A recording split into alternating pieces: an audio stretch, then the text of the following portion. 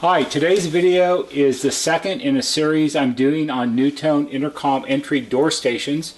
If you watched the first video, I showed you how to replace the push button in your NuTone Entry Door Intercom stations, and here are our two featured speakers which were also in the first video I did. This is the IA67D and this is the IS69PB, and if you need to find out how to replace the doorbell push button in your station, you should watch the first video. You'll see here is the new push button that I installed during the first video. Today's video is going to be about replacing the door speaker cone. Outdoor speaker cones have a hard and difficult life because they're outside in the weather. The sun and the wind and the rain takes its toll on it, and entry door stations up until about 1992, the cone in the outdoor speaker stations, the cone was still made out of paper.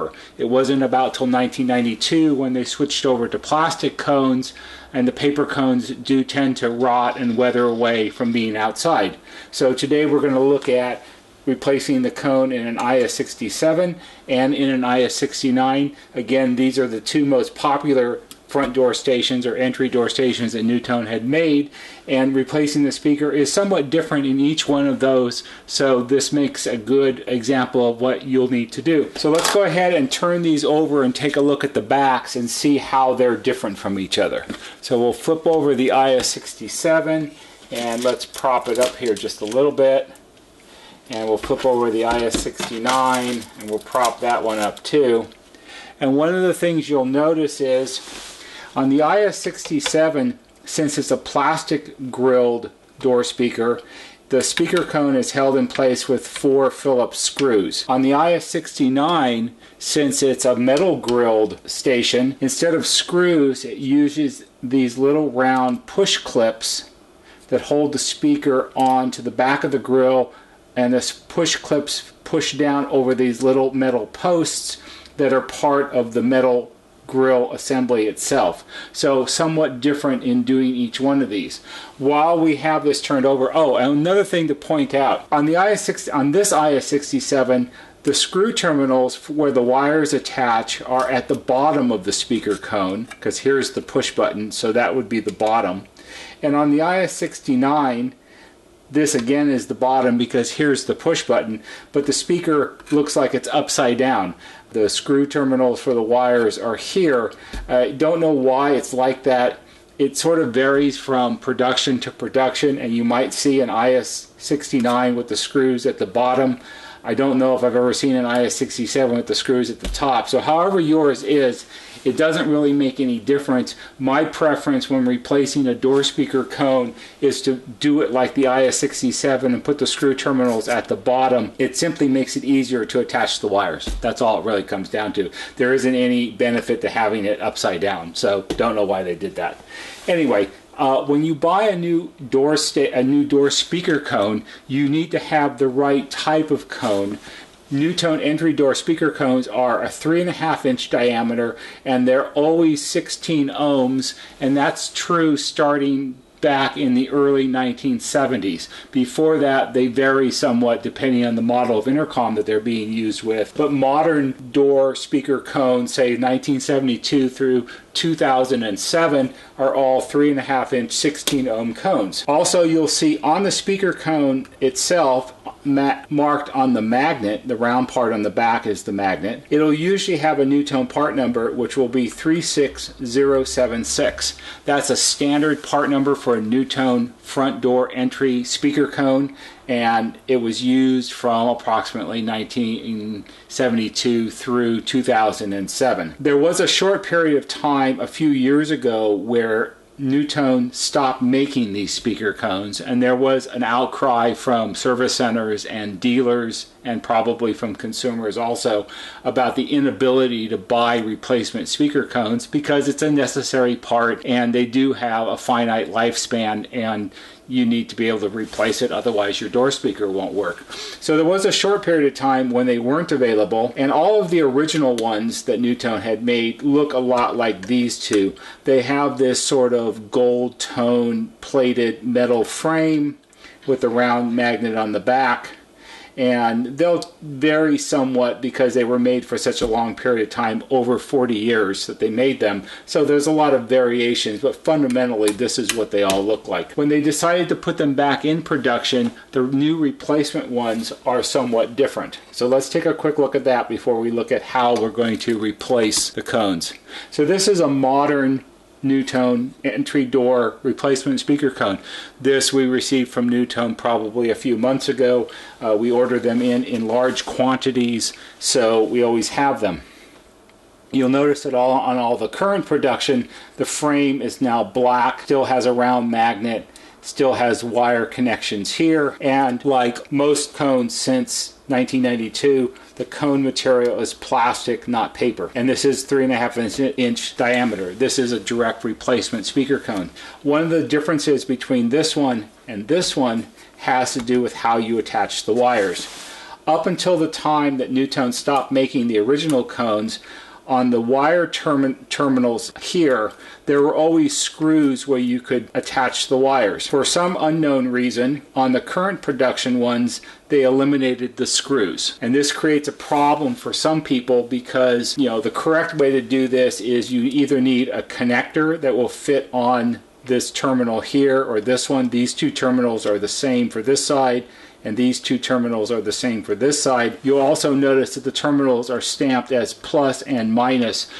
Trust me, it doesn't make any difference which way you hook the wires up. All speakers have a plus and minus. It has more to do with audio speakers than it does with intercom speakers, so don't be concerned about that. I'm sure the vendor that makes these for NuTone, it's a standard thing that they do on all their speakers. But for intercom stations, it doesn't make any difference. So back to the lack of screws. Since you don't have screws, you need a way to attach the wires that come out of the wall housing to these, and just taking the bare end of the wire and looping it through the hole is not really good enough. It's going to corrode and oxidize, and you're going to have a poor connection, and it's going to be staticky, and that's not a good choice.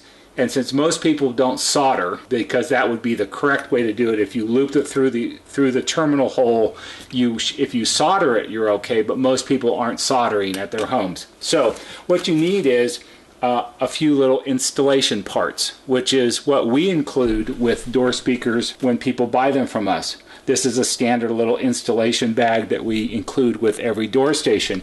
And what we have in here are two pre-made wire assemblies with connectors on the ends, some push clips, and some little connectors here. And I'll show you what this is for in just a few minutes. So back to replacing the cone. We'll put this off to the side with this, and we'll do the IS67 first because that's the simplest one. Okay. So to replace this speaker cone, really all you have to do is unscrew the 4 Phillips screws, and the magnet makes a handy spot to put the screws so you don't lose them. It's an intercom guy's trick.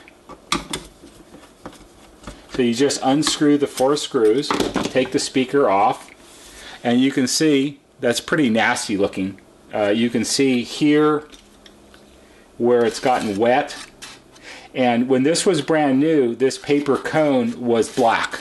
And you can see how the sun has bleached out the paper and it's gotten wet over the years. It's not uncommon when you take these off to find little dead bugs in here. And the ridges here, you can see I'm not pushing very hard at all. I'm just letting the screwdriver sort of run across this, and this is just totally ripping easily. There's just absolutely no life left in this cone. And that didn't take really any effort to tear up at all. If you have a station that sounds buzzy when you talk on it, or the volume is very poor, or the clarity is very poor, this is why. Because the paper has lost all its life, and it doesn't vibrate well, and it doesn't transmit the sound very well. So this is pretty much toast. All you have to do is take your fancy new one, without screws, place it on the back of the grill, and put the 4 screws back in.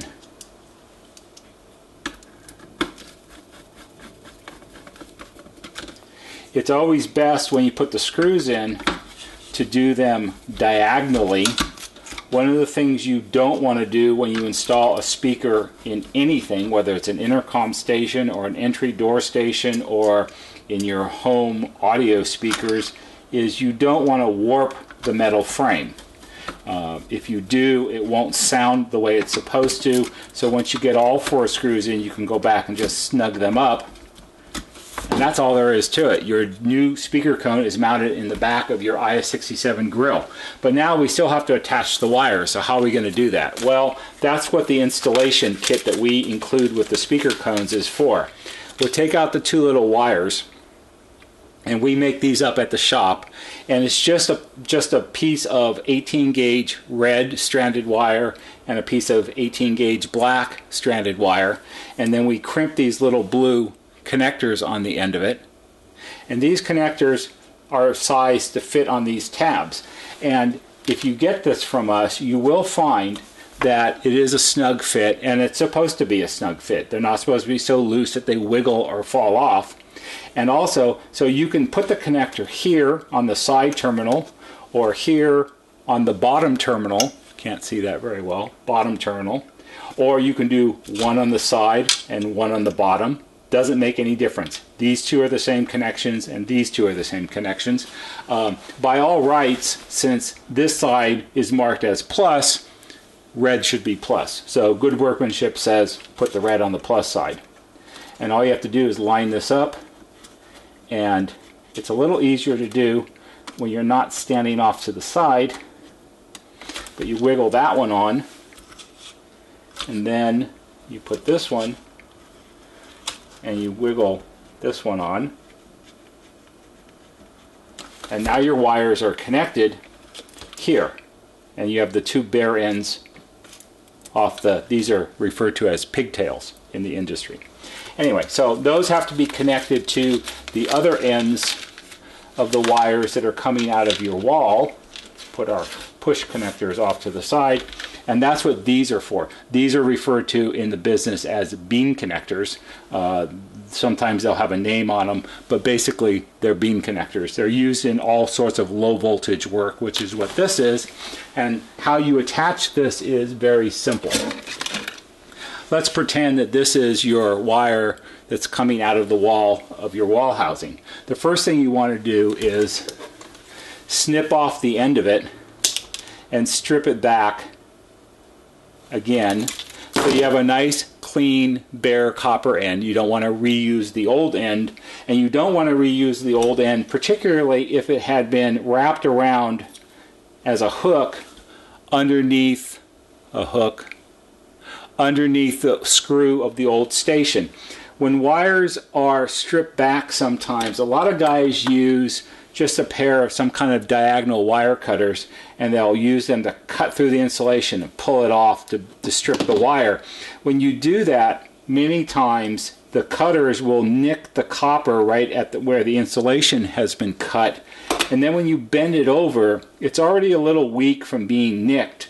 And then when you go to make this connection, you have to straighten this back out, and when you bend it to straighten it out, you're bending it on the area that was nicked, and you'll get it all stubbed back in the wall, and then it'll snap off and you'll have a missing connection. It won't be connected because the wire will break. So if you use a proper pair of wire strippers, it doesn't nick the wire. Anyway, so you take this and you take this black wire and you just twist them together just a little bit so they stay. And then you use the bean connector and you slip it down over the end of the bare wires, and you can twist it a little bit if you want. And then you use a pair of pliers or side cutters or whatever you have, and you simply crimp it a little bit. And that's all you have to do. Down inside the opening of the bean connector, you won't be able to see it on the video, but when you get this, if you look down inside, there's little rows of little teeth on both sides. So when you squeeze it closed with the pliers, the little teeth bite into the bare copper of the wire, and that's what makes it stay. So these are really very reliable connectors. Also, if you're into testing things, on the other end of the wire, there's a little opening in the plastic covering right here, and down inside you can see the metal that's inside the crimped portion the part that has the little teeth. And if you're testing wires, you can use the probes of your meter to put it down in the opening and measure things and stuff like that. That's why these are so popular, because they're a really good design. So we made one connection here. We have to make our second connection. So we'll again strip back the wire. Oh, look, it's not nicked. We'll twist this together. We'll put the other bean connector on here and we'll crimp it closed. This time we'll use a pair of cutters because that's what some people have. If you use cutters, just squeeze it in 3 or 4 places like that. It'll make little cuts in the plastic covering, but it doesn't really matter because it's going to be inside the wall.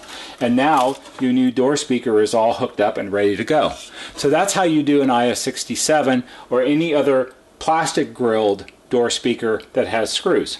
Now we'll do the IA69. Alright, now we're looking down at the back of our IA69 and you'll see again that there aren't 4 screws that hold the speaker in place. There are these little round push clips.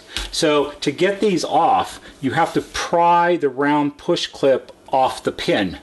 And I will caution you that you do not want to take a pair of cutters and put it on the pin and rock it back and forth, because this is why I'm going to show you why, because this door speaker isn't going to get reused, so it doesn't really matter.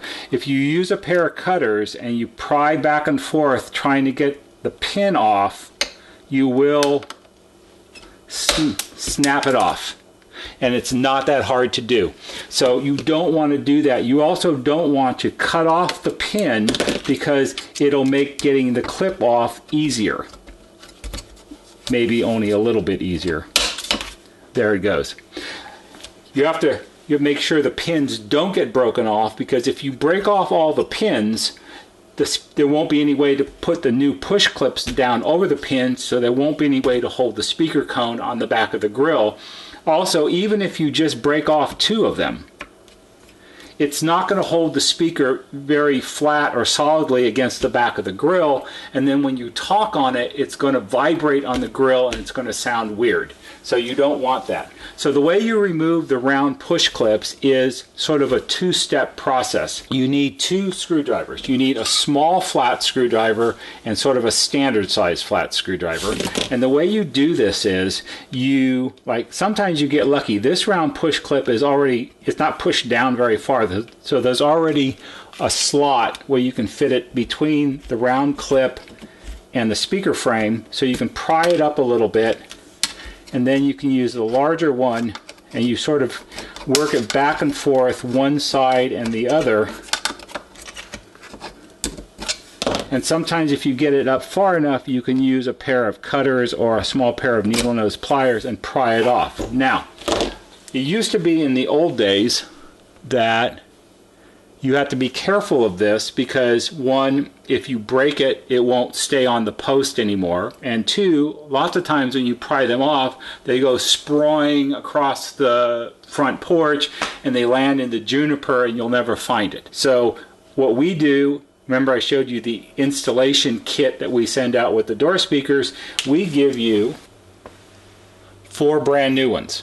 And this makes life so much easier because you don't have to be concerned about breaking the original ones because you have 4 new ones to put on. So we'll put those down there and we'll take off the other 2.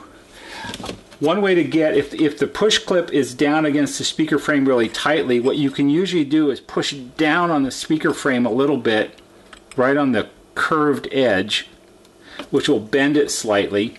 Which doesn't matter because this is no good and we're going to throw it away. So it doesn't matter if it gets bent a little bit.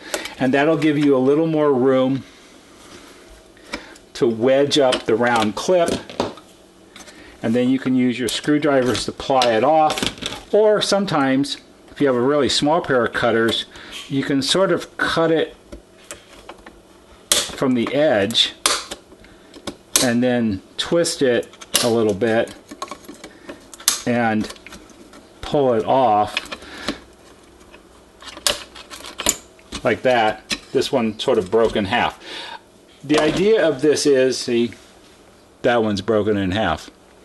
This is not an exact science. how to get these off. You just sort of have to work at it a little bit, and you have to do it carefully because the only real concern you have is to not break off the 4 posts. So this one's actually coming off pretty easily. And see, that one's springed off the workbench and who knows where it is now. Anyway, there's our 4 clips that have been taken off. So now, just like the IA67, you can lift the door speaker off. And since this is a later door speaker, it does have the plastic cone, but you can still see this part of the retaining rim is black, but down here it's bleached out, and you can see it's obviously gotten wet and it's all dirty, and that's what happens to outdoor stations. So this is toast. That goes in the trash. Here's our new one. Same one we did in the IA67. I left the wires and the connectors on it because you already saw how to do that, and if you were paying attention, you know how. So this just sits down over the 4 posts. You take your brand new push clips, which we included with the speaker. You place it on the post. And what I like to use to push them down is a 1/4 inch nut driver. These are exactly the right size. You just put it over it and push, and it holds it in place. And again, I still, even though they're push clips, I do them diagonally, and they just push down, and you want it to be reasonably snug. Don't want it flopping around like the old one was, like that. And then we'll do the last one. This was the post that accidentally got broken off. So a trick is, if it did get broken off, it still protrudes up a little bit above the frame of the speaker cone. So even though the push clips are meant to go curvy side up, if you break one off, you can put it on upside down. It's a little harder to line up.